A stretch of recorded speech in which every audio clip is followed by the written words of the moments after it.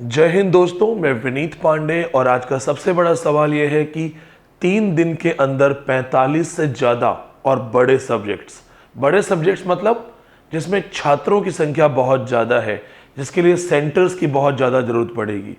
क्या यूजीसी 3 दिन में 45 से ज़्यादा बड़े subject, commerce, management, psychology, Hindi literature, political science, history, English literature, mass comm और कुछ और बड़े सब्जेक्ट्स जिनके शायद मुझे नाम नहीं याद हो, लेकिन इतना जानता हूं कि जितने छोटे सब्जेक्ट्स थे वो जुलाई में वो करवा चुके हैं और वहां भी कुछ गड़बड़ हुई।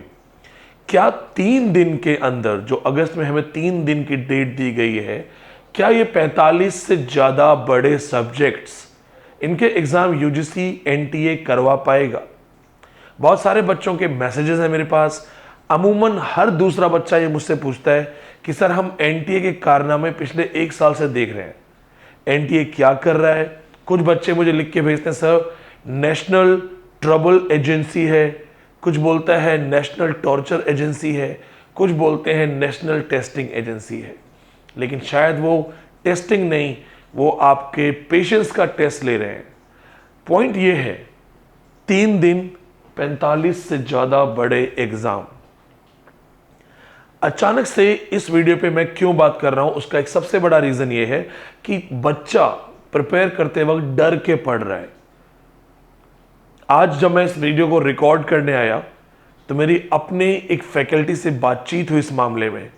मैंने उनसे पूछा, मैंने कहा आप जेआरएफ की तैयारी कर रहे हैं, आपको अपने आप पे बहुत भरोसा है, आपने प्रिपरेशन बहुत अच्छी की है, आपने बहुत महंगी कोचिंग क्लासेस ली हैं, और एक दिन जिसके लिए आप इंतजार कर रहे हैं, आपका एग्जाम, आपका सेंटर रातों रात बदल दिया जाता है, आपको ईमेल कर दिया जाता है कि अपना सेंटर देख लो, और आपको पता चलता है कि आप तो पहले वाले सेंटर जो एडमिट कार्ड में है उस सेंटर की लोकेशन पे पहुंच चुके हो और आपका दूसरा सेंटर वो वहां से काफी दूर है। आपका एग्जाम मिस हो जाता है। क्या आपके 6 से 8 महीने का समय वापस आ जाएगा? क्या वो समय वापस आ जाएगा? आज इस वीडियो के अंदर आप देख रहे होंगे कि मेरी जो एनर्जी है वो थोड़ी सी डाउन है, क्योंकि यहां पे आज एनर्जेटिकली मुझे एनटीए पे अटैक नहीं करना है। एनटीए से मेरी कोई खानदानी दुश्मनी नहीं है, सिर्फ एक सवाल है, छात्रों का भविष्य क्या है, कौन है रिस्पॉन्सिबल। एक चीज यहां पे मैं आपको दिखाना चाहता हूं, चूंकि हमेशा से होता है कि आपको फैक्ट्स के साथ बात करना अच्छा लगता है। आप जानते हैं विनीत सर जो है वो बिना फैक्ट्स के बात नहीं करते हैं। बहुत सारे लोग बोलेंगे विनीत सर आके डरा रहे हैं। ये तब सही होता जब एनटीए ने बहुत क्लीन रिकॉर्ड मेंटेन किया होता, तब ये सच होता कि मैं आके एक बोगस बातचीत कर रहा हूं। लेकिन एनटीए के रिकॉर्ड माशाअल्लाह, आप जानते हैं, हम टीचर्स को सड़क पे उतरना पड़ा था। भगवान ना करे इस बार फिर वो रिजल्ट्स में गड़बड़ करें और हमें दोबारा सड़क पे उतरना पड़े। बहुत सारे बच्चे जो उस वक्त फेल करवा दिए गए, वैसे ही बहुत सारे बच्चे आज तड़प रहे हैं, और एटलीस्ट कोई तो हो जो उनकी आवाज उठाए। देखिए यहां पे यूजीसी की वेबसाइट है, यहां पे हम इस पे ऊपर चलते हैं। देखिए यहां पे क्या लिखा है। आप इसे बहुत सारे बच्चों को देखेंगे, ध्यान से देखेंगे, rescheduling of UGC net exam merge cycle. तो कौन से एग्जाम्स मर्ज हुए हैं? कौन से एग्जाम? जो 9 जुलाई को हुए थे, शिफ्ट 1 में गड़बड़ हुई थी, वो एग्जाम मर्ज हुए हैं। बहुत अच्छी बात है। क्या एग्जाम की दूसरी डेट्स आ गई हैं? क्या उन्होंने बताया कि जो शिफ्ट हुआ है वो कब होगा? तो क्या ये वो एक आश्वासन तो नहीं है कि होगा, एग्जाम होगा? कब होगा? क्या उन 3 दिनों के अंदर करवा देंगे, या वो जो 3 दिन है, जो मेरी अंडरस्टैंडिंग है, आप कहते हैं ना विनीत सर आपकी प्रेडिक्शंस सही होती हैं, मेरी अंडरस्टैंडिंग है कि ये जो 3 दिन का अगस्त में समय है, इसको ये कम से कम 7 दिन खींचेंगे, 4 दिन और ऐड करेंगे। मुझे कोई शिकायत नहीं है, 3 का 7 करो चलेगा, बट मेरे स्टूडेंट्स को एडमिट कार्ड समय पे देना और सेंटर्स रातों रात मत बदलना, ये एक निवेदन है। अब ध्यान से देखिए, तेलुगु और मराठी, इनके एग्जाम्स जो हैं ये पोस्टपोन हुए हैं। तो पहले 9 जुलाई के एग्जाम रीशेड्यूल हुए हैं, तेलुगु और मराठी भाषा के एग्जाम पोस्टपोन हुए हैं, कोई डेट अभी तक नहीं आई है, यानी कि मान के चलो कि अगस्त में ही होगा, बट शायद 15 अगस्त के बाद। Those who are watching me from Maharashtra and Andhra, Telugu and Marathi के चांसेस हैं कि वो 15 अगस्त के बाद हो। अब इसके बाद एक चीज और देखिएगा, इन्होंने नोटिस निकाले, एडमिट कार्ड्स दिए, लेकिन रातों रात आपके सेंटर्स चेंज कर दिए। कौन सेंटर चेंज कर रहा है? कौन है जिम्मेदार? कौन ऐसा है जो कहीं ना कहीं अपना काम ठीक से नहीं कर रहा है, या वो जानबूझ के ऐसा कर रहा है? ना ये गम होता तो कुछ और गम होना था। मैं स्टूडेंट हूं साहब, मुझे हर हाल में रोना था। दिल पे लगेगी ये बात, दिखाता हूं कैसे।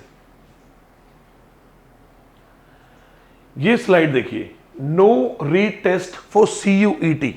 भारत सरकार एक नया एग्जाम लॉन्च करती है, common university entrance test, under graduation 12th class के बच्चों के लिए। लगभग 90 यूनिवर्सिटीज, 16 लाख के आसपास बच्चे रजिस्टर होते हैं, और होता क्या है, उनके सेंटर्स रातों रात चेंज कर दिए जाते हैं। ईमेल आता है, क्या बच्चा डर डर के पढ़े, जब भी आंख खोले सुबह ईमेल चेक करे? या तो ये आप नोटिफिकेशन में लिखो कि भैया अपना एग्जाम में जाने से पहले ईमेल देख लेना। कहीं आप भगवान का नाम लेते हुए, ऊपर वाले का नाम लेते हुए, अल्लाह का नाम लेते हुए सेंटर में एंटर कर रहे हो, और आपका ईमेल कह रहा है कि सेंटर तो 30 किलोमीटर दूर है, और अब आपके पास टाइम नहीं है, कोई ऑटो नहीं है, नहीं जा सकते। इन बच्चों के सेंटर्स रातों रात चेंज हो गए। अब जिसकी रिस्पॉन्सिबिलिटी है उन बच्चों को जवाब देना, वो कह रहे हैं नो रीटेस्ट, अब दोबारा से रीटेस्ट नहीं होगा। देखिए कौन करवाता है exam? NTA। No retest will be held for those who missed today's common entrance for under graduate admission. कोई पूछेगा इन बच्चों ने कैसे मिस कर दिया? क्या कबड्डी खेल रहे हैं NTA? क्या इन बच्चों की फीस प्रिपरेशन वापस करेगा NTA? कोई बात नहीं, आगे देखते हैं। नीट मई से जून में शिफ्ट हुआ, जून से जुलाई में शिफ्ट हुआ, और अब बोल रहे हैं कि 17 जुलाई को करेंगे। जेई और नीट के बच्चों ने बाकायदा कैंपेन चलाया था। लगभग 18 लाख के आसपास स्टूडेंट्स हैं, सब ने कैंपेन चलाया था कि हमारे एडमिट कार्ड डेट्स प्रॉपरली नहीं आ रहे, एग्जाम हमारा अभी मत कीजिए, प्रॉपर तरीके से करवाइए। इन्होंने वहां पे भी कुछ नहीं किया। अब ध्यान से देखिएगा कि इनके एग्जाम्स भी कौन करवाता है। नीट के एग्जाम, इनके एग्जाम भी NTA करवाता है, टेस्टिंग एजेंसी। एक चीज देखिए दोस्तों, आप इन्होंने फिर से रीशेड्यूल कर दिया है। कहीं ऐसा तो नहीं है कि एक पर्टिकुलर एजेंसी जानबूझ के गलत कर रही है? जानबूझ के। दोबारा देखिए, CUET students list, CUET problem they are facing. तो अगर सारे स्टूडेंट्स प्रॉब्लम फेस कर रहे हैं तो भैया घोषित कर दो ना कि हम एग्जाम नहीं करवा पाएंगे। UGC कहां है? UGC के पढ़े लिखे इंटेलेक्चुअल्स जो देशभक्त हैं, बच्चों का ख्याल रखते हैं, वो कहां है? उन्हें नहीं लगता कि NTA से चार्जेस वापस लेने चाहिए, रिस्पॉन्सिबिलिटीज वापस लेनी चाहिए? मैं NTA के खिलाफ नहीं हूं, NTA से मेरा कोई लेना देना नहीं है, लेकिन मैं हर एक स्टूडेंट के साथ हूं, और इतनी हिम्मत तो है कि गलत को गलत कह सकता हूं। अगर किसी को लगता है कि सरकार के खिलाफ जा रहा हूं, नहीं, लेकिन वो सरकार या वो लोग जो मेरे बच्चों का ख्याल नहीं कर रहे हैं, इन स्टूडेंट्स का, उनसे एक हाथ जोड़ के रिक्वेस्ट कर रहा हूं, ये बच्चे भारत का भविष्य हैं, इनके साथ मत खेलो। CUET को भी टॉर्चर किया जा रहा है, नीट जेई को भी टॉर्चर किया जा रहा है, और हमारे नेट के बच्चों की तो कोई बात ही नहीं करता है। आप खुद देखिएगा आपके लिए कितने लोग आवाज उठा रहे हैं, गिने चुने छोटे मोटे टीचर्स मेरी तरह, हम लोग आवाज उठा रहे हैं, और हमें कभी बड़ा प्लेटफॉर्म देते नहीं है, ये बुलाते नहीं है कि न्यूज़ में बुलाइए, मुझे बिठाइए, बात करवाइए। मैं बताता हूँ NTA नेट हमारे साथ क्या गड़बड़ कर रहा है, और मेरे पास जो बच्चों के मैसेज आते हैं ना, इमोशनल मैसेज, सर मैं 42 साल का हूं, 2 बच्चे हैं, प्राइवेट नौकरी से घर में गुजारा नहीं होता है, बहुत मेहनत से नेट की एग्जाम की तैयारी की थी मैंने, सेंटर चेंज हो गया, मैं नहीं पहुंच पाया, सर मैं बहुत डिप्रेशन में हूं, मैं क्या करूं, क्या बोलूं उससे मैं। हर जगह एक ही जैसा माहौल हो रहा है। ये देखिए यहां पे द हिंदू की न्यूज है, on first day of CUET students miss the exam due to the change of centre, 15 जुलाई। ये आपके साथ भी हो सकता है, हुआ है और हो सकता है। 15 जुलाई की न्यूज है, ध्यान से देखिएगा। अरे तुम भारत का पहली बार एक एग्जाम हो रहा है CUET, बहुत बड़ा एग्जाम हो रहा है, पहले ही दिन तुमने सरेंडर कर दिया है। उन बच्चों की जो फीस आई है, वो 6 महीने जिन बच्चों ने तैयारियां की हैं, वो उन बच्चों ने जो वहां तक पहुंचने में प्रेशर लिया, क्या इनके लिए कोई कंपेंसेट करेगा? क्या सुप्रीम कोर्ट की फीस बहुत बड़ी है। जब हम पिछली बार भी आपके लिए गए थे तो लगभग 10 लाख से ऊपर की फीस मांगी थी एक लॉयर ने, हमें हाई कोर्ट जाना पड़ा, हमारे बजट में हाई कोर्ट आ रहा था।